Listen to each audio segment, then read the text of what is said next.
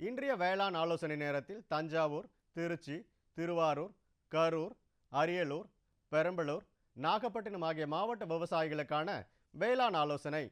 நெல்லில் கோடை பருவத்திற்கு ஏற்ற குறுகிய கால நெல் ரகங்களான ஆடுதுறை 53, ஆடுதுறை 56, ஆடுதுறை 57 மற்றும் ஆடுதுறை 59 விதைகளை தேர்ந்தெடுக்கவும்.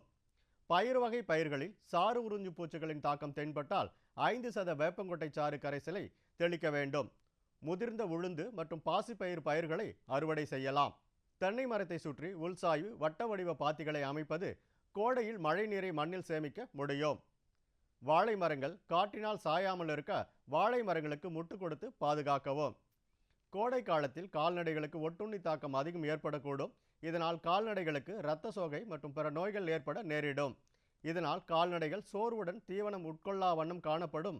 இவற்றிலிருந்து கால்நடைகளை பாதுகாக்க 3 மில்லி லிட்டர் பியூடாக்ஸ் மருந்தை 1 லிட்டர் தண்ணீரில் கலந்து துணியின் மூலம் துடைக்கவும்.